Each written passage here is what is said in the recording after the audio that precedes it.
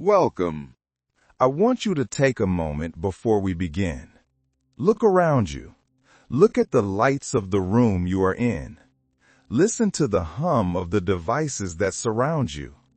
The refrigerator in the kitchen, the traffic outside the window, the notification light blinking on a screen.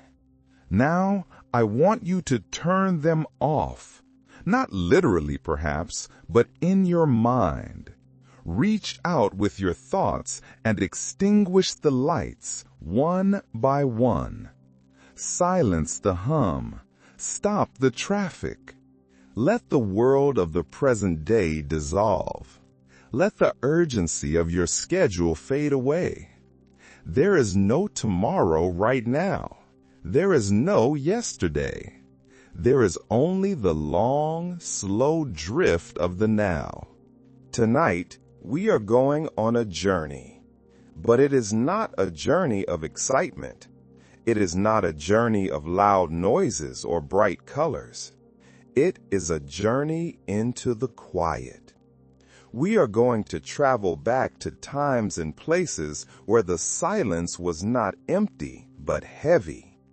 Places where the night was absolute. Places where men and women wrestled with the fundamental elements of existence: cold, heat, hunger, and belief.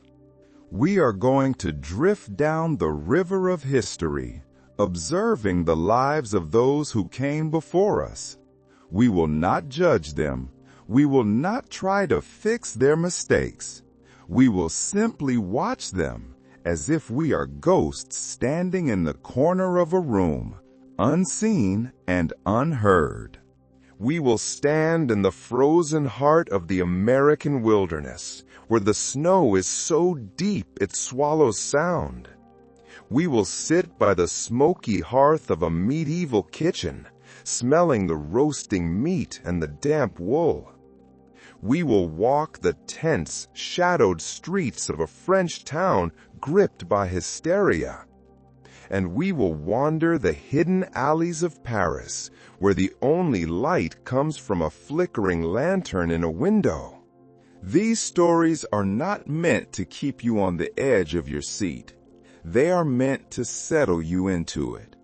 They are stories of endurance. Stories of the human animal surviving in a world that was often indifferent to its existence. So, find a comfortable position. Unclench your jaw. Drop your shoulders. Let your breath lengthen, in and out. Let us step out of the noise and into the mist. Chapter 1. The White Silence. We begin in the early 19th century. We are in the vast, uncharted spine of North America, the Rocky Mountains. Imagine the map of the world. Now erase the cities, erase the highways, erase the borders. What is left is rock, tree, and ice. Into this emptiness walked a specific breed of men. We know them today as the mountain men. But the name implies a sort of dominance, as if they owned the mountains. They did not. They were merely visitors, tolerated guests in a house built of granite and snow. These were men who had wrestled with nature their entire lives, and occasionally they lost fingers to it. They were half-wild trappers, wanderers who lived in the frozen heart of the continent long before central heating or good decisions existed. Who were they? Most were not heroes in the classical sense. They were failed farmers. They were restless veterans of forgotten wars. They were men who had simply ran out of people willing to tolerate them back in the civilized East. Civilization, to them, was too noisy. It was too structured. It was too judgmental.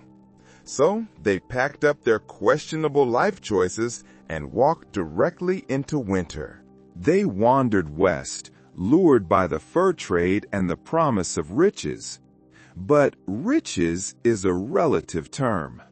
In the mountains, riches mostly meant not starving to death while chasing beavers through waist-deep snow. The job description was terrifyingly simple. Spend 6 months in the mountains, get frostbite, and maybe, just maybe, bring back something worth selling. There were no hotels here. There were no thermoses filled with hot coffee. There were no weather reports to warn them of the coming storm. There was just a man, his rifle, and a sneaking suspicion that he had made an enormous mistake. Let us consider their relationship with the cold. For us in the modern world, cold is an inconvenience. It is a reason to put on a sweater or turn up the thermostat. We think the cold hates us. We think the wind is attacking us. But the mountain men learned the first great lesson of the wild. The cold does not hate you. It just doesn't care if you live. This is a profound difference. Hate implies a relationship. Hate implies that you matter. But to the mountain, you do not matter. You can scream at the wind all night if you like, but the wind has better things to do. You cannot intimidate the ice. You cannot bribe the blizzard.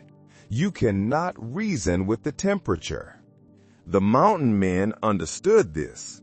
Their relationship with the cold was transactional. You respected it, and sometimes it let you wake up in the morning. You got cocky, you forgot your place, and it reminded you who owned the landscape. The cold wasn't malicious. It was efficient. It didn't waste energy punishing you. It simply waited for you to make a mistake. Imagine standing in that landscape. It is night. The trees are black skeletons against a dark blue sky. The snow is not white. In the moonlight, it is a glowing pale gray. The silence is heavy. They called it the white silence. It wasn't called that because it was pretty. It was called that because it was absolute. The world was one long, unbroken whisper. Snow, wind, and the sound of your own breath. You could scream into this silence, and the echo would die faster than a campfire in a blizzard. In this silence, you did not just hear the cold. You read it. The way your breath hung in the air told you how close death was feeling that day. Every mountain man knew how to interpret the snow like scripture. If you stepped on the snow and it squeaked, a sharp, high-pitched sound, that meant the cold was serious. The moisture had frozen so hard the crystals were shattering. If it crunched, low and dull, it was survivable. But if it didn't make a sound at all, if your boot sank into it silently, congratulations, you were in danger. They learned to smell a storm before it hit. They could taste the air for ice. They felt the pressure drops in their bones, in the old fractures and the stiff joints. Even the animals were meteorologists. When the crows flew low, skimming the treetops, snow was coming. When the wolves went quiet, the storm was already here. The mountain men didn't survive because they were tougher than us. They survived because they noticed things. They paid attention. Modern civilization calls it intuition. They called it staying alive. They knew that you don't beat the weather. You survive its mood swings. They stood in snow up to their ribs, holding flint in one hand and regret in the other. And they waited. Because the truth the mountain lived by is still the simplest truth of all. The cold doesn't care. It just waits. To exist in this indifference, the mountain men had to change their physical form. They could not remain soft-skinned humans. They had to become something else. They discovered early that the best way to stay alive was to dress like a small bear. They wore layers, not for fashion, never for fashion, but for negotiation with the air. First came the shirt, usually wool, heavy, scratchy, lanolin-soaked wool. It itched, but it kept the heat in even when wet. Then came a vest, then a coat, and finally an outer layer of fur so thick it could have legally voted as another person. By the end of winter, most of these men looked like furniture that had learned to walk. Imagine the weight of it. 10, maybe 15 pounds of animal hide hanging off your shoulders. It was heavy, restrictive. You didn't walk quickly, you lumbered. And there was no washing. Washing these layers was unheard of. Soap froze, water froze, even the concept of cleanliness froze. The smell of a mountain man was its own ecosystem. It was a dense, complex atmosphere that surrounded him. It was a combination of old sweat, wood smoke that had permeated every fiber, animal grease used to waterproof the leather, and the lingering scent of raw meat and bad decisions. You could track a mountain man by scent long before you saw him. It was said that wolves would catch the scent of a trapper on the wind and choose to go in the other direction. Their coats were heavy. Their hats were ridiculous constructions of fur, often with the tails still attached. Their boots were permanently damp. Every garment told a story, and usually it was a story about failure. That patch on the shoulder, that was from a night he slept too close to the fire and the sparks burned through the leather. Those clumsy seams near the knees, evidence of a fall down a ravine that ended in creative cursing. A mountain man's wardrobe was less about style and more about surviving another conversation with the weather. But these layers were not just fabric. They were armor against madness. Think about the isolation. You are weeks deep into solitude. Your only conversation partner is your echo. The world is white and gray and silent. The weight of the coat on your shoulders, it reminds you that you are real. It reminds you that you occupy space. The fur, the smell, the constant discomfort, it kept you tethered to the real world, however miserable that world might be. Modern people talk about winter fashion. We buy heated jackets. We buy technical fabrics. The mountain men talked about not dying. They didn't wear designer brands. They wore whatever hadn't been eaten yet. The fancier trappers, the ones who had been out there the longest, might have fringed coats and moccasins decorated with beads. But under the aesthetics, they were all just cold, smelly philosophers mumbling about firewood and fate. And then spring would come. The snow would finally melt, the sun would return, and these men would peel those layers off like tree bark. They would reveal the pale, malnourished human hiding inside, blinking in the sunlight, dazed, looking at their own hands as if they were strangers, wondering why they ever left a warm bed for this life. But as soon as the next winter came, as soon as the air turned crisp, they did it all again, because survival wasn't just necessary, it was addictive. Now, let us turn our attention to the most crucial element of their lives, the one thing that stood between them and the white silence: fire. For a mountain man, heat wasn't comfort, it was currency. We live in a world where heat is invisible. It comes from vents. It comes from radiators. We touch a dial and the room obeys.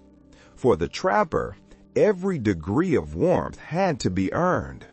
Every spark, every ember, every half-alive flame was a paycheck from the universe.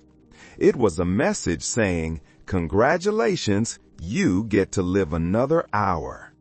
Modern people treat warmth like a human right. Mountain men treated it like a miracle. Their version of turning up the heat involved flint, steel, frozen fingers, and the growing suspicion that God was laughing at them. Imagine the scene. It is a blizzard. The wind is howling sideways. Your hands are so cold they feel like wooden blocks. You have to create fire. Making fire in a warm room is a skill. Making fire in a blizzard is an argument with nature. And nature always had the better lawyers. They carried tinder like it was the crown jewels. Scraps of birch bark, dry moss, bits of charred cloth. They kept it close to their bodies, inside those layers of wool and fur, to keep it dry. Losing your tinder meant one thing: learning exactly how long a man could live on raw meat and regret. They knew the physics of fire better than any scientist. They knew exactly how long a single log would burn. They knew how fast snow could drown a flame. They knew how many curses it took before smoke turned into fire. On average, they said, it was 7. When you finally saw that flicker, that tiny, weak pulse of orange light in the overwhelming dark, it felt holy. You didn't look away. You couldn't. You stared at it like it was an old friend who had come back from the dead. But fire wasn't just warmth. It was companionship. In the vast, empty silence of the mountains, a campfire was the only voice that answered back. It crackled, it hissed, it popped. It threw light into a world that wanted you gone. Sitting near it, wrapped in animal hides, you didn't think about philosophy or poetry. You thought about how long the wood would last. You thought about whether your boots would catch fire before your toes thawed out. It was a delicate dance. Too far away and you froze. Too close and you burned. The fire taught you efficiency. You learned to cook everything directly on the coals. Meat, snow, optimism. You stopped wasting time making coffee in a pot because it would freeze halfway through the pour. You ate it like a popsicle and called it frontier style. They knew that warmth was temporary. It was fragile. It was always earned twice. Once with sweat to gather the wood, and once with smoke to light it. If you got careless, the wind took it. If you slept too deep, the sparks took you. Fire demanded respect. Same as the cold. When the night stretched too long and the temperature dropped past the point of argument, the mountain men didn't beg for warmth. They built it. They didn't expect comfort. They created survival. And that is what separated them from the rest of us. We live surrounded by heat and still complain of being cold. They lived inside winter itself and considered it just another evening. Let us move from the fire outside to the fire inside. When it came to food, the mountain men did not eat for pleasure. They ate for thermodynamics. In our world, we think of food as culture. We think of flavor profiles, textures, presentation. We sit at tables with napkins and silverware. In the mountains, calories were not nutrition. They were firewood for the body. The equation was simple. The cold is trying to steal your heat. You must replace that heat. If the food burned in your stomach, it worked. If it didn't, you died. Perhaps slightly more poetically, but you died all the same. The menu was dictated by desperation. Dinner was whatever didn't kill you first. They boiled, roasted, or occasionally just gnawed on whatever moved slower than they did. Consider the delicacies of the deep snow. Beaver tail was considered a prize. It was fatty, rich, and dense. Elk tongue was a luxury. But the rest of the animal? It was just fuel with fur attached. If it had fat, it was gold. If it didn't, it was a lesson in endurance. In good weeks, you might get rabbit stew. In bad weeks, you might eat the same rabbit twice. And then there was jerky. Strips of meat dried until they were hard as wood. Jerky was the main course, the dessert, and the moral support. It was tough enough to break teeth. And this was accepted because dental care in the wilderness consisted of a simple rule: don't die of infection. They hunted in silence, not out of a spiritual respect for nature, but because chewing too loud could scare away tomorrow's dinner. A missed shot with a rifle wasn't just a failure, it was a tragedy. It was a week of hunger wrapped in regret. They learned to use every part of an animal. Nothing was wasted. Bones were cracked for broth. Hides became shelter. Sinew became thread for sewing. Even the smell was useful for keeping neighbors away. Salt was worth its weight in gold. You didn't season food to make it taste better. You seasoned it to make it exist longer. The only spice blend they had was desperation mixed with soot. But what happened when the supplies ran out? When the snow was too deep for the elk? When the traps were empty? Then creativity took over. A dark, pragmatic creativity. They ate their horses. They ate their leather belts.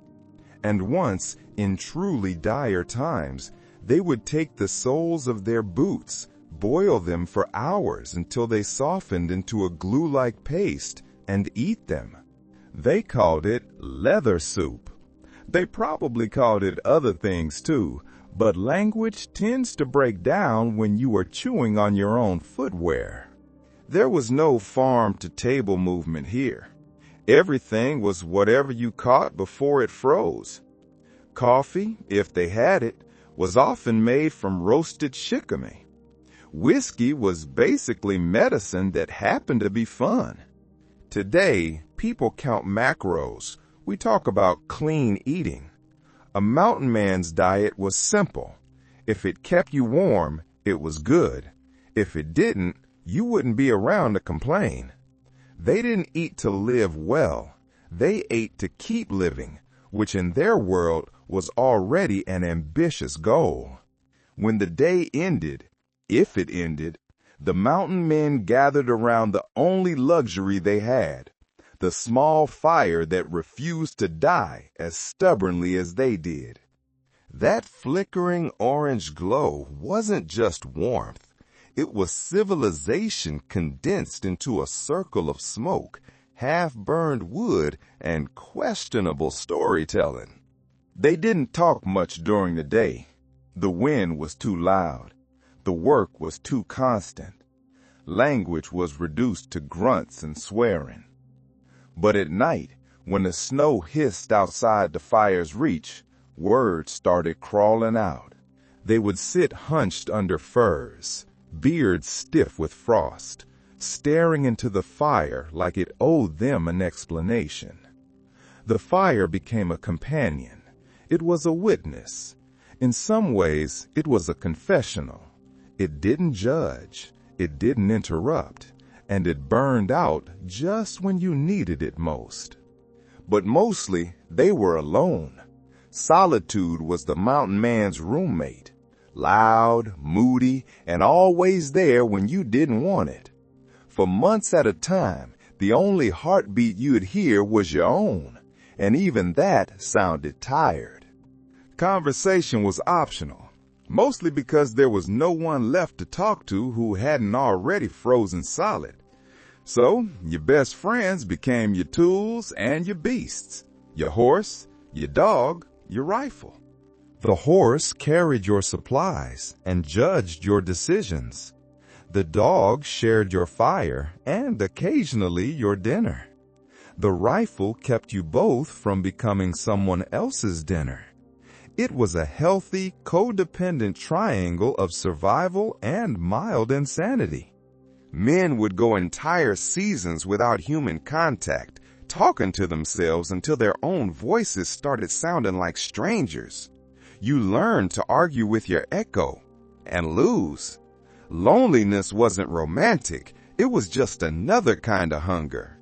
You started naming things, your traps, your boots, the campfire, because eventually something needed to answer back. Some men cracked under it. The silence was too wide, too endless.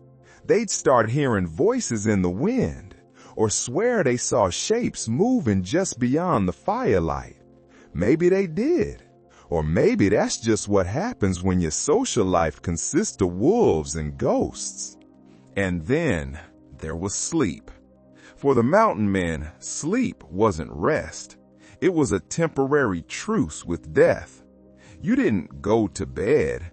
You just stopped moving and hoped nothing large, hungry, or cold decided to interrupt.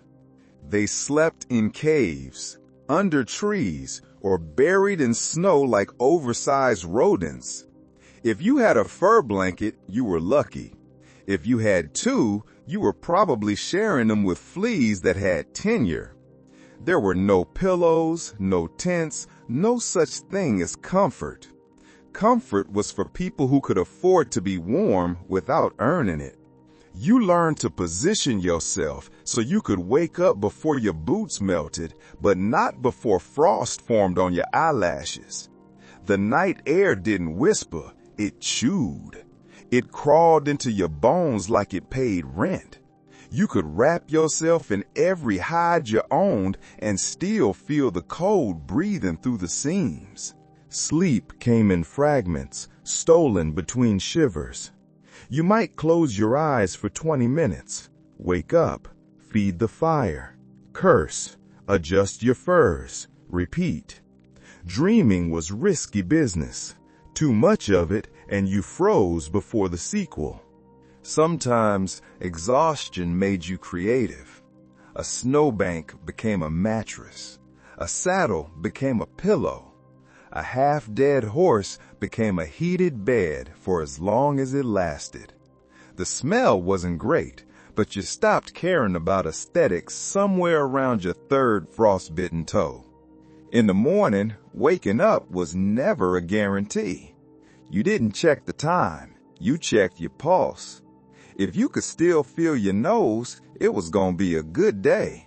If you couldn't, well, you'd have less face to shave. They didn't sleep because they were tired. They slept because there was nothing else left to do. The night wasn't for dreaming. It was for surviving quietly, one heartbeat at a time, until the sun decided to try again. For mountain men, sleep wasn't peace. It was a maintenance cycle.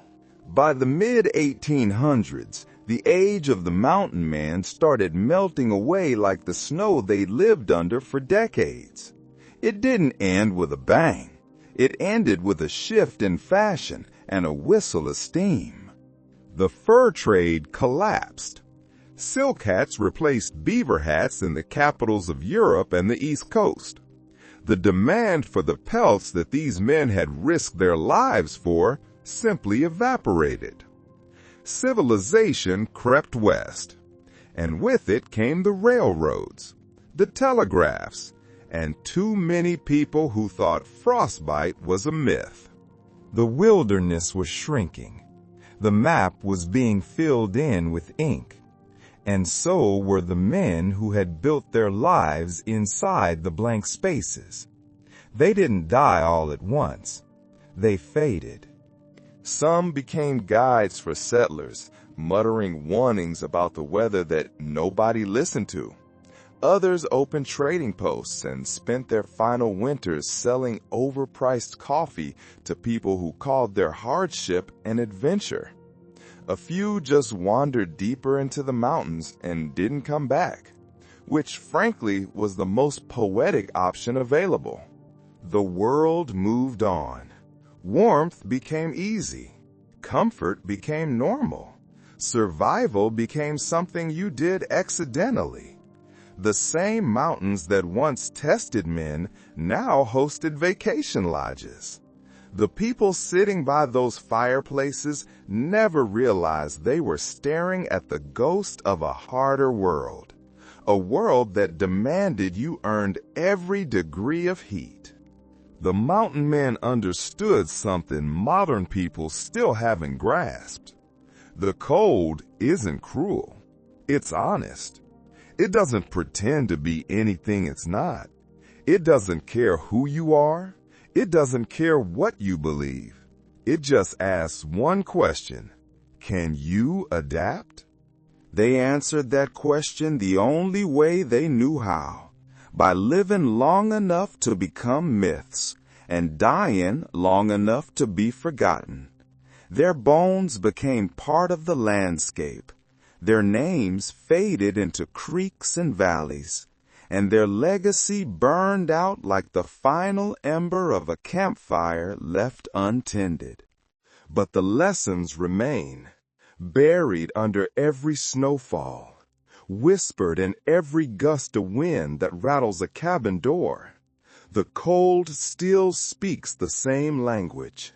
We've just stopped listening, because somewhere deep in that frozen silence, the mountain men left behind a truth simple enough to survive extinction.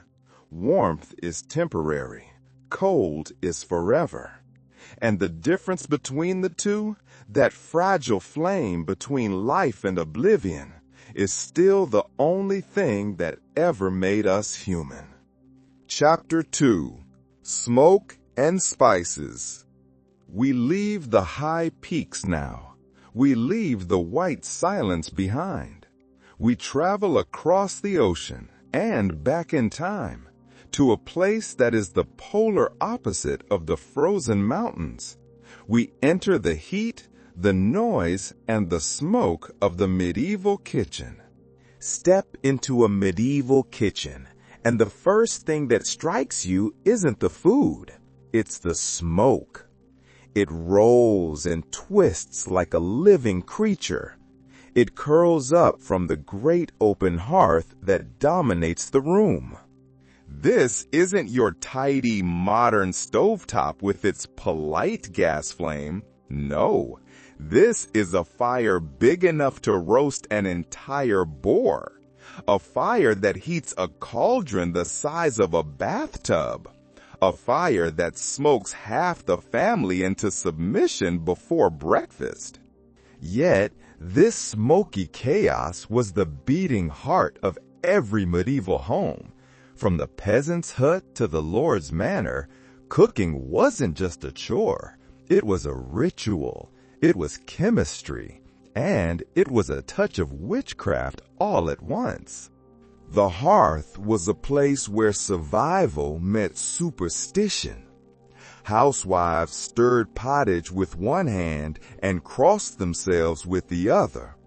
They whispered that the pot must turn clockwise, always clockwise, or the devil would spoil the meal. A good cook was half magician. She had to coax life from ingredients that were often questionable at best. Bread was sometimes stretched with sawdust. Ale was thick enough to chew. And meat, when you could afford it, had to smoked or salted to keep the worms at bay. There were no forks here, only fingers, knives, and the occasional spoon for soups and stews. A shared bowl meant shared germs. And the idea of clean eating meant wiping your hands on whatever bit of bread or apron was closest. And yet, for all the rough edges, there was artistry here. Spices like cinnamon, pepper, and saffron were rare treasures carried over mountains and deserts by traders who risked their necks to deliver them. To sprinkle imported pepper on your stew was like flexing a Rolex at dinner. The hearth also defined social hierarchy. In grand castles, whole teams of cooks labored over multiple fires. They turned spits by hand, they boiled sauces, they baked pies that could feed an army. In peasant cottages, the fire was smaller, but just as sacred. It was the single glowing flame that kept the family warm and alive through the winter. Every ember mattered. In the medieval kitchen, fire wasn't just a tool. It was life itself. It cooked your dinner, it lit your night, and it tested your lungs' commitment to survival. Before ovens, there was the hearth, a brutal teacher of patience and improvisation. The medieval kitchen's tools were simple but ingenious. They were built for a world without timers, without thermometers, or temperature control. Iron cauldrons hung from chains over open flames. Their contents simmered for hours as cooks adjusted the fire's mood with handfuls of wood.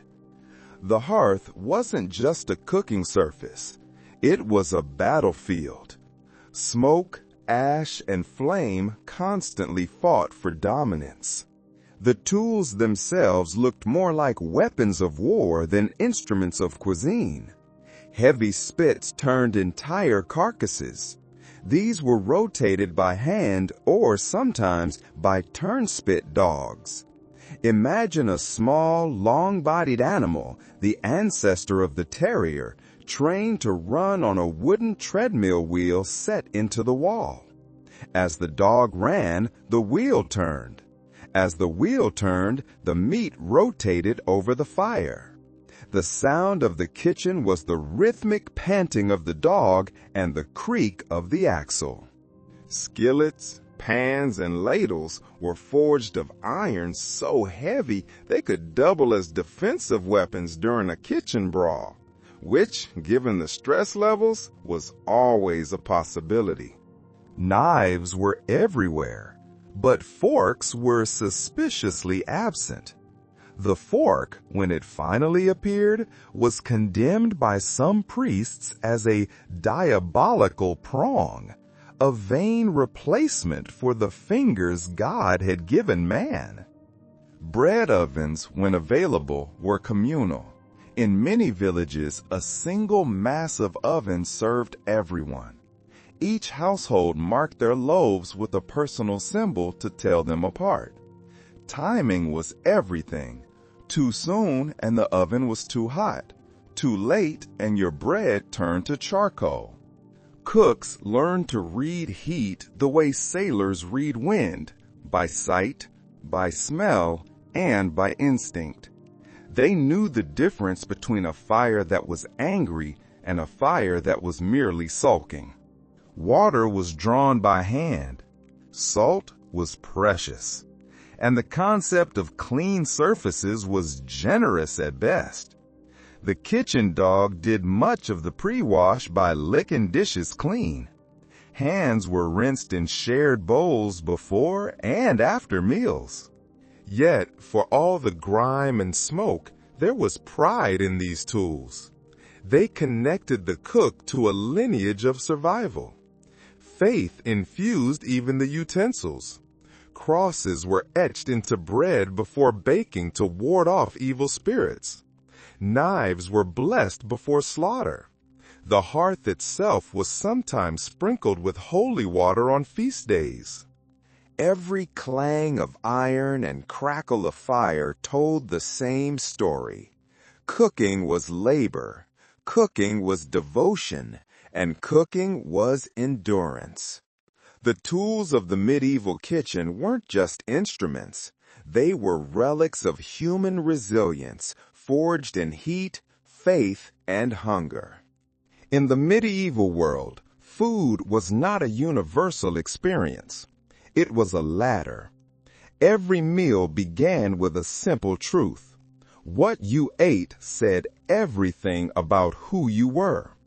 The poor man's bowl and the noble's platter told two entirely different stories, yet both were seasoned with the same ingredients: class, climate, and chance. Let us look first at the peasant's table.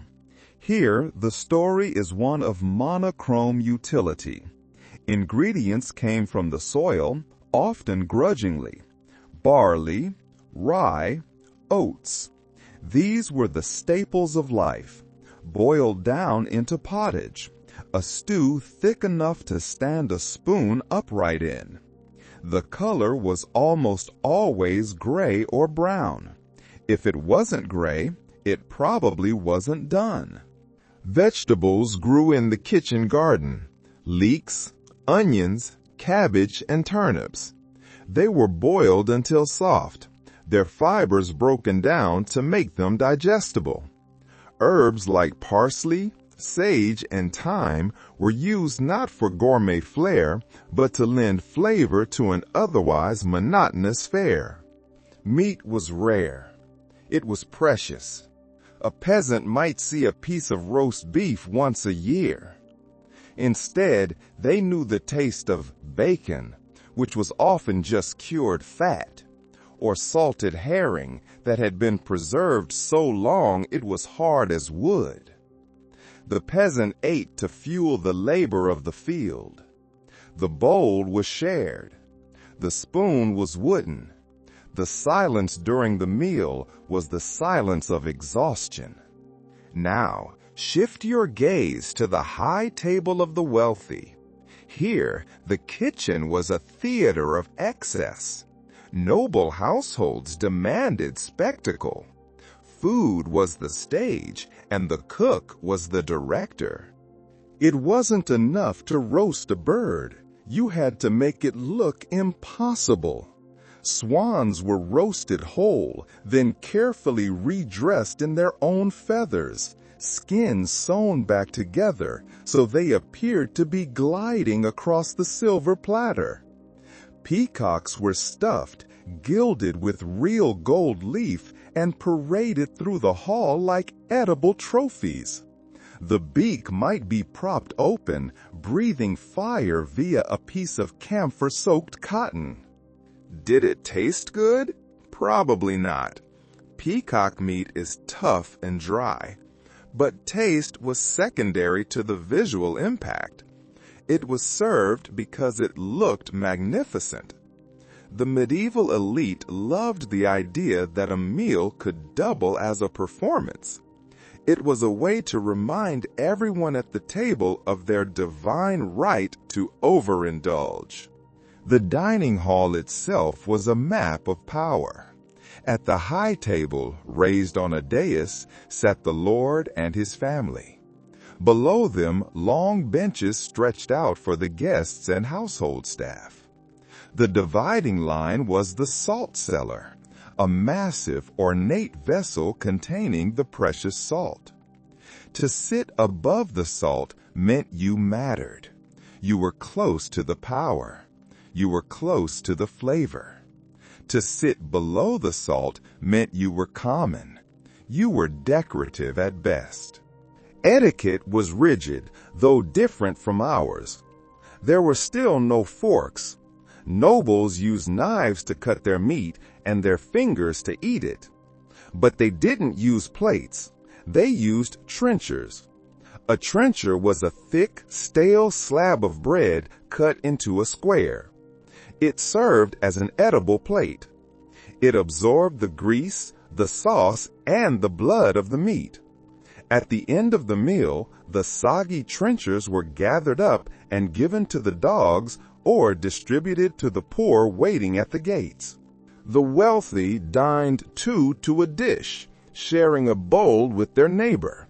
This required a certain intimacy, a trust that your dining partner had washed their hands.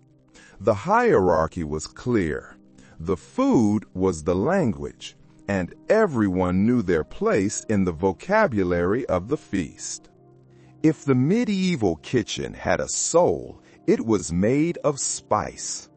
But these were not the spices of a modern supermarket rack. These were treasures. Cinnamon from Ceylon, black pepper from India, cloves from the Spice Islands. Owning a pouch of cloves in the 14th century was like owning a diamond today. These ingredients had traveled thousands of miles. They had crossed deserts on camelback. They had sailed across oceans plagued by pirates.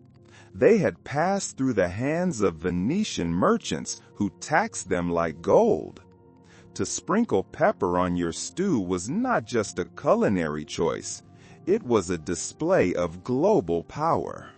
But why the obsession? Partly it was wealth, but partly it was disguise. We must remember the reality of the medieval pantry. There was no refrigeration. Meat often arrived at the kitchen in a state of transition. It might be slightly high. It might have the tang of early decay. Spices were the great mask. A heavy hand with cloves or nutmeg could cover the taste of meat that was turning. It could transform a questionable cut into an aromatic delicacy. The medieval cook knew this trick well, though they would never admit it at the feast. They also had a taste for the sweet that would shock a modern palate. Sugar was considered a spice. It was a dazzling white luxury from the East. They didn't just put sugar in desserts, they put it on fish. They put it on roast beef. They mixed it with wine. A roast might be glazed with honey, dusted with cinnamon, and served with a sauce of vinegar and currants. The result was a flavor profile that blurred the line between savory and sweet. Think of it as turkey leg meets gingerbread. But there was a deeper, more scientific reason for this spicing. The medieval world was governed by the humoral theory. Physicians believed the human body contained 4 humors: blood, phlegm, yellow bile, and black bile. Health was a state of balance. Sickness was an imbalance. Food was the medicine used to correct this balance. Every ingredient was classified. Pepper was hot and dry. It was ideal for balancing cold diseases or damp weather. Cinnamon warmed the heart. Saffron was believed to uplift the soul and cure melancholy. Fish was cold and moist, so it had to be cooked with hot spices like ginger or wine to prevent it from making the eater sick. So, when a lord sprinkled nutmeg on his pudding, he wasn't just showing off his wealth. He was self-medicating. He was warding off sadness. He was engaging in a complex chemical negotiation with his own biology. In the medieval kitchen, spice wasn't just a garnish. It was alchemy. It was global economics ground into powder. Every grain of pepper was a story of conquest, commerce, and the desperate human desire to make life taste just a little bit better than it actually was. Finally, the medieval menu was ruled by the invisible hand of the church. In the medieval world, eating wasn't simply about appetite. It was a moral act. What you ate and when you ate it could determine the fate of your soul. The calendar was a minefield of feasts and fasts. The church dictated the menu as surely as the seasons did. There was Lent, 40 long gray days before Easter. During Lent, the consumption of meat, dairy, and eggs was strictly forbidden. Advent had similar restrictions, and every single Friday of the year was a fish day. This created a massive logistical challenge. How do you feed a continent when the main sources of protein are banned for half the year? Fish became the savior of the fasting table. Rivers, lakes, and coasts teemed with herring, eel, and cod. But by the time the fish reached the inland towns, it had often been salted into near immortality. A salted herring was stiff, dry, and intensely salty. It had to be soaked for days just to be edible. But human ingenuity is never more active than when trying to bypass a rule. In the monasteries, monks, who were supposed to be the most pious, became the most inventive cooks. They craved the taste of meat, so they created mock meats. They would take fish paste and mold it into the shape of a roast ham. They would take almond milk. Yes, almond milk was a medieval staple, perfect because it wasn't dairy, and thicken it to resemble cream or cheese. In wealthy homes, fasting became an excuse to flaunt a different kind of luxury. Rich lords would serve exotic sea creatures, sturgeon, porpoise, beaver tail. Why beaver tail? Because the church decided that since beavers swam in water and had scaly tails, they counted as fish. It was a theological loophole that tasted like fatty pork. Religion didn't only shape what was forbidden, it blessed what was allowed. Feast days unleashed abundance, roasted oxen, honeyed breads, rivers of ale. Cooking for a saint's day or a wedding was a sacred duty. Even the timing of the meal was divine. Monks ate in silence while scriptures were read aloud, turning dining into meditation. Peasants prayed before lifting the spoon. They often left a small portion of bread on the table for the spirits or for the poor, because hunger was never far away. In a sense, medieval cuisine wasn't ruled by hunger. It was ruled by holiness. Every loaf and every ladleful reminded people that food was a gift. It was nourishment for the body, but it was also a test for the soul. Chapter 3. The Theater of Shadows. We leave the smoky warmth of the medieval kitchen now. We let the fire die down to embers. We step out of the manor house and we travel forward in time, crossing the border into France. It is the 1630s. We are standing before the gates of a small town called Loudun. Look at it. Nestled between the Loire River and fields of wheat, it looks quiet. The streets are narrow and cobbled. The walls are high stone, built to keep armies out. But walls also keep things in. Loudun should have been a forgettable place. But in the 17th century, the air here was thick. It was heavy. It was an age when faith and fear walked hand in hand. Demons weren't metaphorical in 1630. They were real. They were believed to lurk behind every illness, behind every storm, behind every sleepless night. Priests preached of hellfire from the pulpit. Women whispered of witches in the market. Doctors carried more crosses than cures. and the shadow of the plague, the Black Death, was never far away. It had passed through recently, leaving empty houses and a lingering scent of vinegar and death. France itself was tense. The country was torn between Catholics and Huguenots, Protestants. Laudun was a town on the fault line. It had a strong Protestant population, but it was under the growing iron rule of the Catholic crown and Cardinal Richelieu. Richelieu wanted to tear down the walls of towns like Laudun to centralize his power. The people were anxious. They grumbled in private, prayed in public, and eyed each other with suspicion. It was a claustrophobic world, a world where a missing chicken could turn into a witchcraft accusation by nightfall, a world where gossip traveled faster than the wind.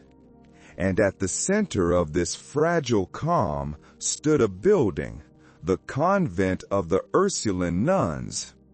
Behind its heavy doors lived young women from noble families.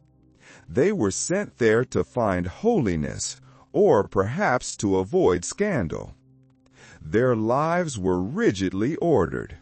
Prayers before dawn, silence after sunset, no contact with men except for confession. The convent was meant to be a sanctuary, a place of peace. Instead, it would become the stage for one of Europe's most chilling dramas, a place where the silence would be broken by screams. To understand the tragedy of Laudun, you must understand the two figures standing at its center. They were like two flint stones waiting to be struck together to create a spark. First, there was Father Urbain Grandier.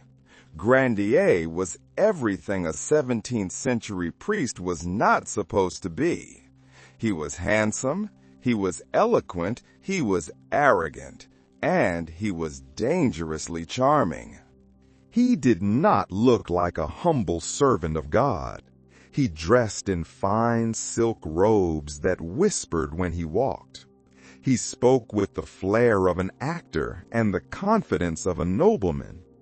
His sermons drew crowds from miles away, not necessarily because of his piety, but because people loved to watch him command the pulpit. Grandier was a man of the world. Whispers followed him like incense smoke. He was rumored to have fathered children. He was known to have seduced widows. He had written a satire mocking Cardinal Richelieu, a dangerous game to play in a time of absolute power. He walked through Laudun with his head high, ignoring the jealous stares of the lesser men around him. He thought he was untouchable. Then there was Sister Jean of the Angels. Jean was the prioress of the Ursuline convent. She was a small woman, physically slight, but with an imagination that burned like a fever. She was a woman of noble birth, but she was physically slightly deformed. Some accounts say she had a hunchback or a limp, which had limited her prospects for marriage. So she was given to the church. She had never met Grandier. Not really. She had only seen him from a distance or heard of his reputation. But in the quiet, repressive silence of the convent, reputation is enough. When the convent needed a new spiritual director, the choice was obvious: Father Grandier. But Grandier, busy with his politics and his other affairs, refused the position. He didn't think it was worth his time. This refusal wounded Sister Jean. It stung her pride. And in the isolation of her cell, something dark began to take root. A rejection turned into an obsession. Soon after, Sister Jean began to tell the other nuns about her dreams. She claimed that Father Grandier was haunting her sleep. She said he appeared in her cell at night, not as a priest, but as a phantom. She described him whispering temptations. She described his form shifting between angelic and demonic. She spoke of these visions with a terrifying clarity, and in a closed community of young women, bored, repressed, and fearful, stories are contagious. Within weeks, other nuns began to whisper. They too saw shadows. They too felt a presence. A priest had turned into a phantom. A convent had turned into a powder keg, and the fuse had just been lit. It began quietly, like a leak in a dam. A few sleepless nights, murmured prayers, nervous laughter behind the convent walls. But soon the dam broke. One by one, the Ursuline nuns began to convulse. They shrieked in the chapel. They collapsed during Mass. They spoke in strange, guttural voices, voices that sounded nothing like the polite daughters of nobility they were supposed to be. They shouted obscenities in Latin, a language they were never taught. They claimed invisible hands were touching them in the dark. Some rolled on the floor in fits of agony. Others arched their backs into impossible shapes, their muscles rigid as iron. And always they shouted one name. "Who sent you?" the priests would demand. And the voices would answer, "Urban Grandier, always Grandier." Sister Jean was the conductor of this orchestra. Her confessions became performances, elaborate, emotional, strangely captivating. She described how Grandier's specter entered her cell. She swore that he led an army of demons into the convent to seduce them. She gave the demons names, ancient, grotesque names. Leviathan, Behemoth, Asmodeus. At first, the local doctors suspected illness. They suspected hysteria. But the church saw something else. They saw a battlefield.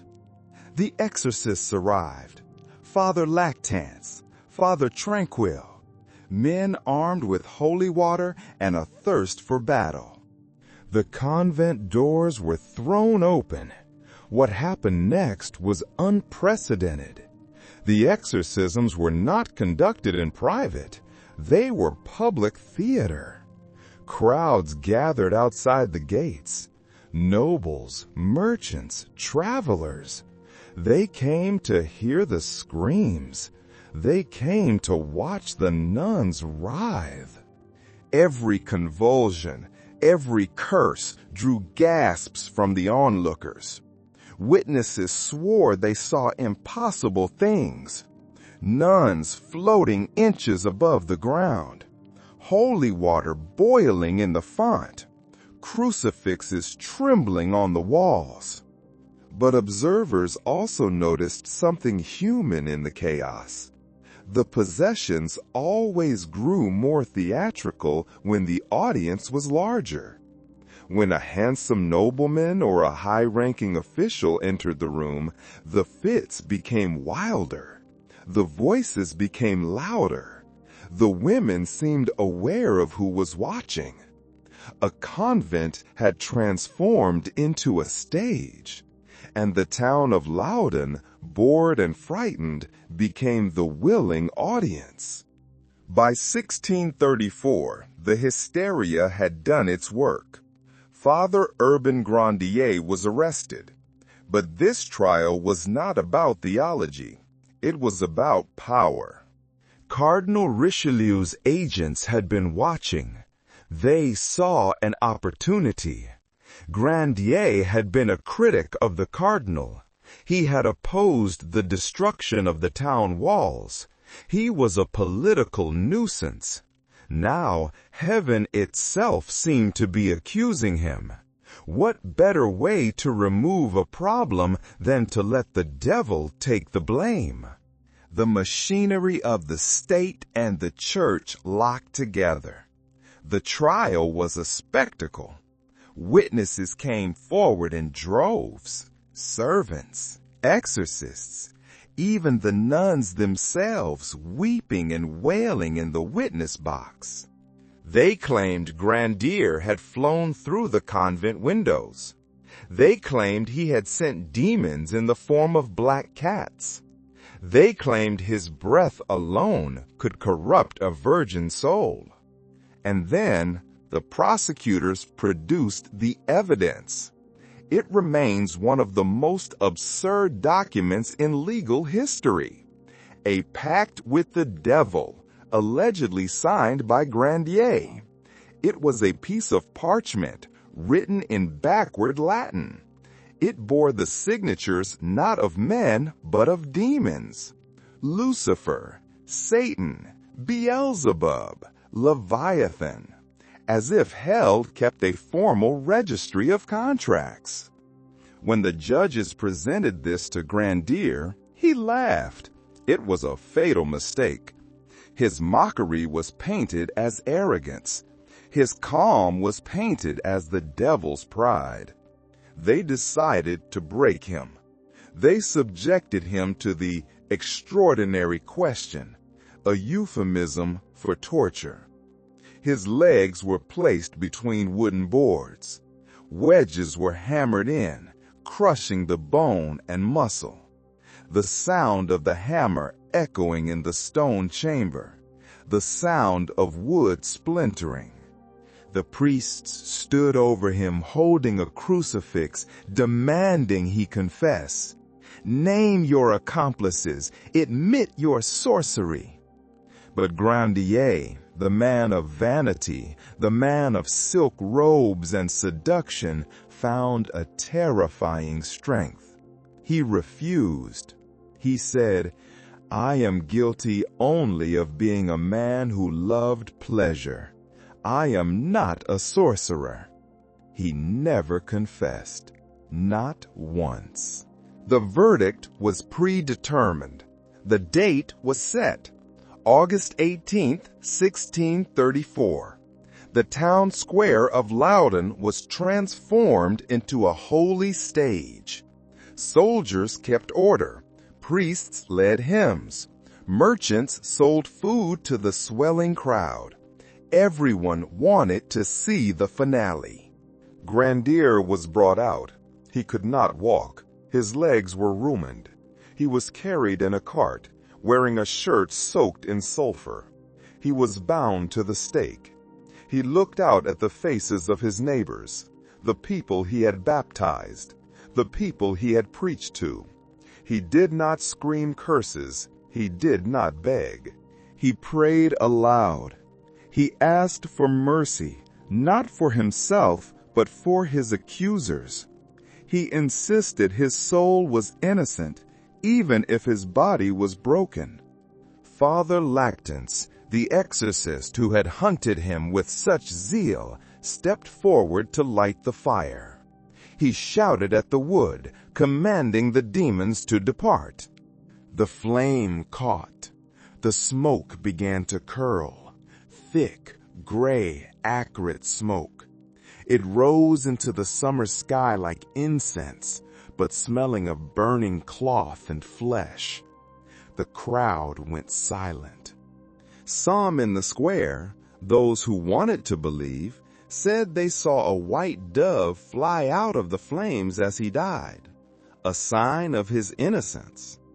Others, standing in the shadows, said the smoke formed the shape of a mocking grin. Grandier died. The fire burned down to embers. The ashes were scattered to the winds. The church declared victory. The demons had been expelled. The witch was destroyed. Loudun was purified. But the air didn't feel cleansed. It felt hollow.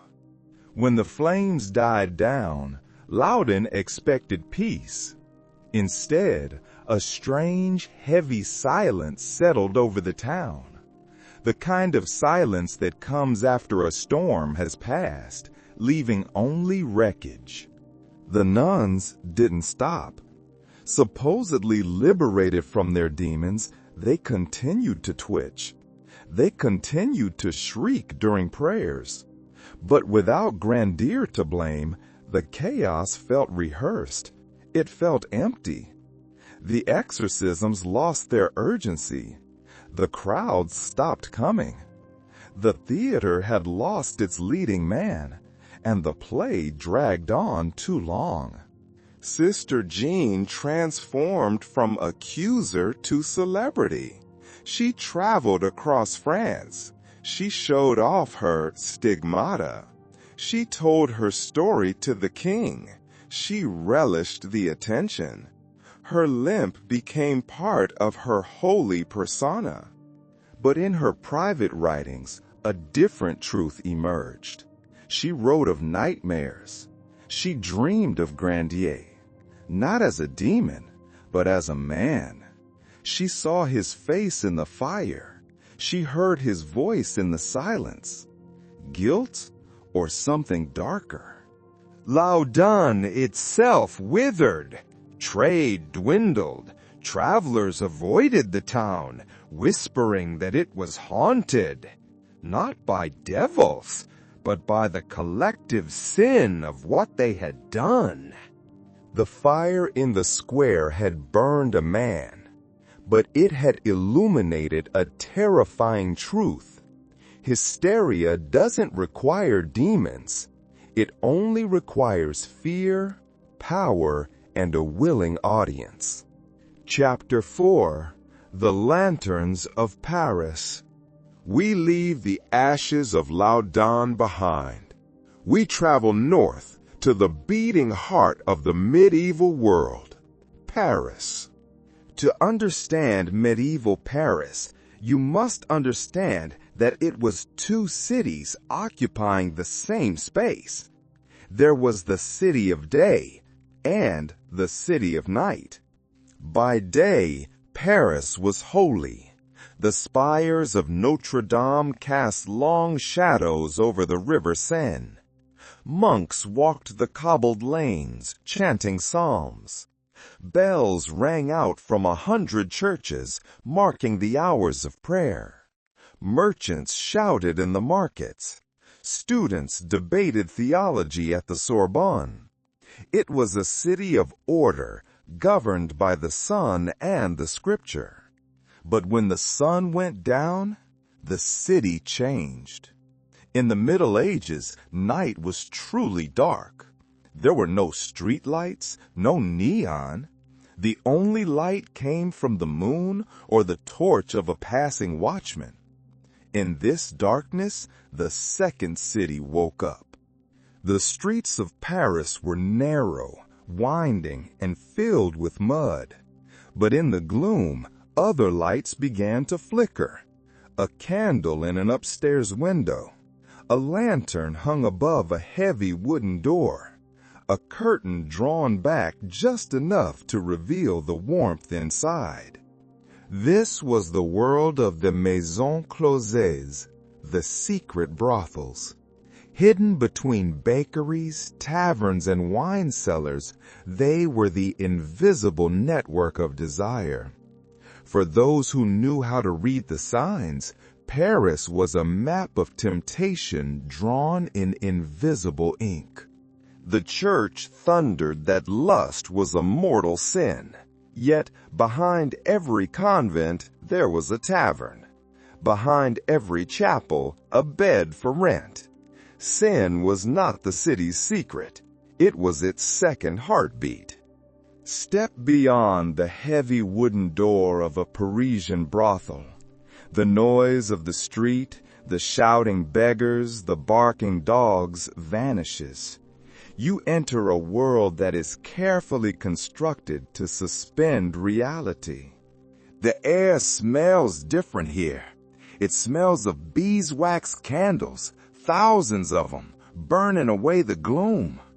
It smells of cheap perfume, rose water and lavender, masking the dampness of the river.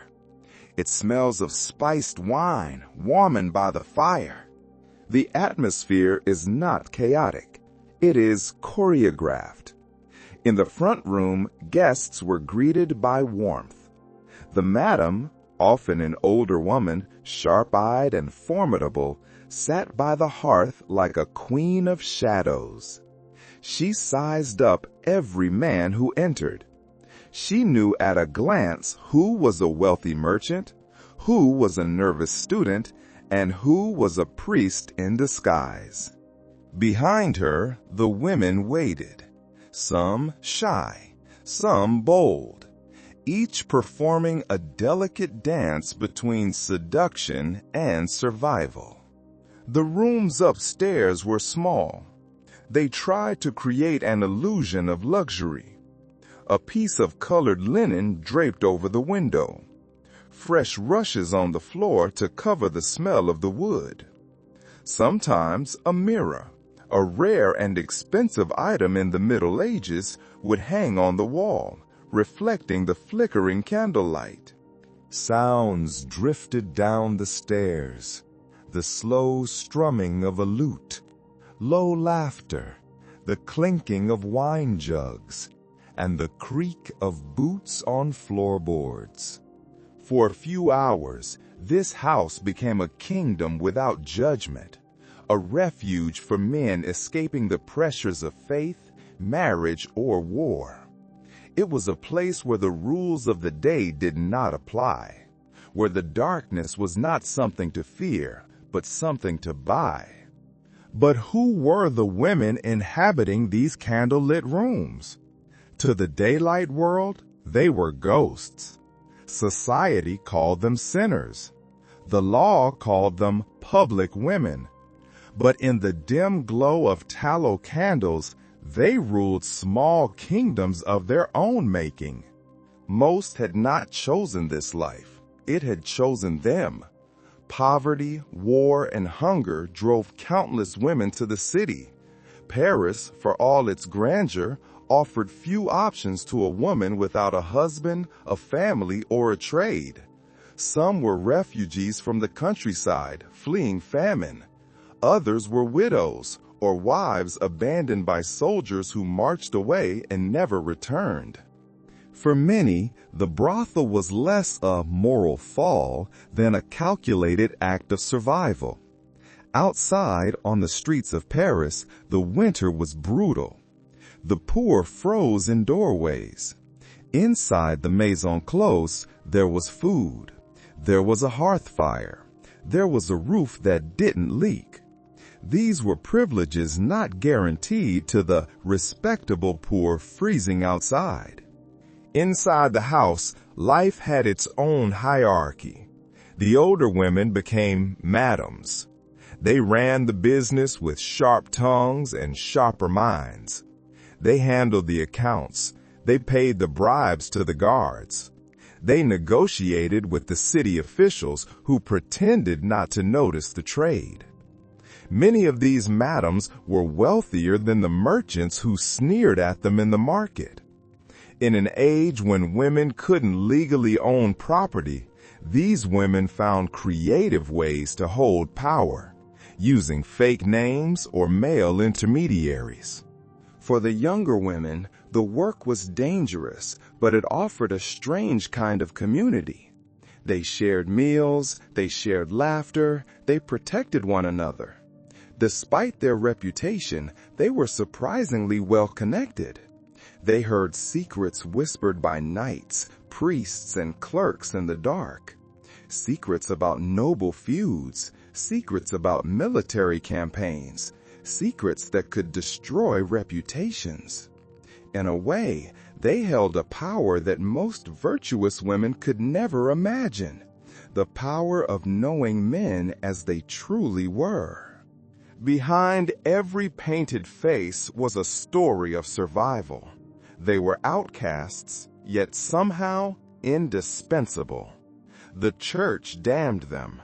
Men desired them. and Paris depended on them. Now we reach the most fascinating contradiction of the medieval mind, the holy hypocrisy. Officially, the Church of medieval Paris thundered from the pulpit that lust was the gateway to hell. Unofficially, it managed the traffic. The same institution that condemned the brothels also taxed them, inspected them, and quietly ensured their survival. The logic they used was delightfully twisted. It was called moral plumbing. Church authorities argued that brothels were a lesser evil. They claimed that by providing a controlled outlet for male lust, they prevented greater sins like adultery or violence against respectable women. Just as a sewer keeps a palace clean, the brothel kept the city's soul pure, or so they said. So, the trade became a form of civic sanitation. Brothels were not blessed, but they were tolerated, and crucially, they were taxed. Records from the 13th and 14th centuries show that Parisian clergy actually collected rent from houses of ill repute. Some convents even owned properties that were leased to madams. It was a convenient arrangement where holy funds and sinful profits mixed seamlessly. The bishop's office ensured the women were registered and examined, not out of compassion, but to maintain public order and protect the health of wealthy clients. King Louis IX once tried to abolish the brothels, calling them an affront to God. But within a year, they quietly reopened. The city realized that while the king wore a halo, the tax collectors preferred gold. The hypocrisy extended to the individuals, too. The most controversial visitors to these houses were the clergy themselves. Priests and friars, sworn to celibacy, were often the most loyal clients. Some came in disguise. Others came openly. Chroniclers joked that half the city's holy men kept private ministries in tavern back rooms. Confession played its part in this double game. A priest might hear a man's sins on Sunday, then accept a discreet donation on Monday from the very establishment that caused the sin. Redemption, it turned out, was available for a modest fee. The church claimed to guard the gates of heaven, but in medieval Paris, it also leased rooms on the road to hell. But this fragile balance, this golden age of tolerated sin, could not last forever. By the late 15th century, the lights began to dim. The world changed. The Black Death scarred the soul of Europe. Waves of religious reform swept through the city. Where once lust had been tolerated as a necessary evil, it now became a symbol of divine punishment. The plague was blamed on moral decay. The women of the trade were branded not just as sinners, but as walking contagions. They were seen as the physical embodiment of the city's corruption. Fear replaced tolerance. Reformers demanded purification. Brothels were raided. Madams were imprisoned. Women were flogged through the streets. The king ordered the red light districts closed, declaring that Paris could no longer serve both God and the devil. Of course, sin does not vanish when it is outlawed. It merely changes its address. The wealthy found ways to continue their habits in private homes. But for the poor, the trade became harsher. It moved from the regulated houses to the filth of the alleys and the riverbanks. The warm, candlelit rooms were gone. The safe sin was gone. The church, which had once profited from the business, turned on it with sudden ferocity. Sermons thundered about the fallen daughters of Eve. Yet, even as the officials padlocked the doors, the memory remained. The madams who survived reinvented themselves as innkeepers or herbalists. The women vanished into the crowds or into convents. But the secret brothels of medieval Paris were never just places of pleasure. They were reflections of a society at war with itself. A city that built cathedrals to save souls also built rooms to tempt them. And in that contradiction, Paris found its truest identity: sacred, sinful, and eternally human. We have traveled far tonight. We started our journey in the white silence of the mountains. We stood with the men who wore bearskins as armor. We felt the bite of the wind that didn't care if we lived or died. We learned that warmth is not a right, but a currency earned with frozen fingers. We moved to the smoke and spices of the medieval hearth. We smelled the roasting meat and the damp wool.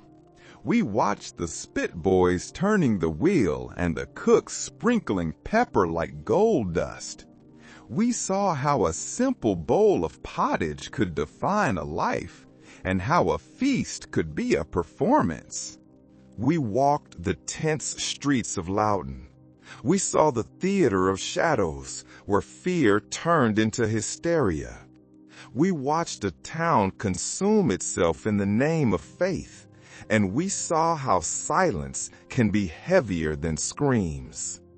And finally, we wandered the hidden alleys of Paris.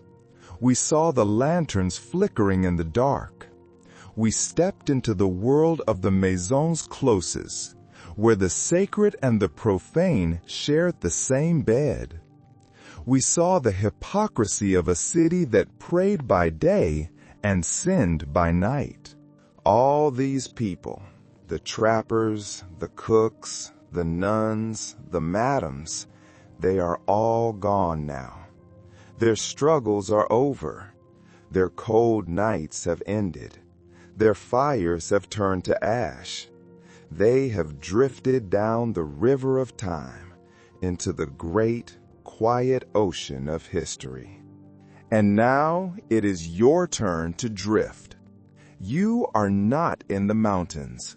You are warm. You are not in the smoky kitchen.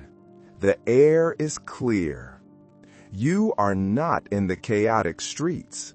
You are safe. The history is done. The lesson is over. There is nothing left to do but let go. Let the current take you, slowly, quietly. The darkness is not empty, it is soft. The silence is not heavy, it is a blanket. Close your eyes. Drift, float, sleep.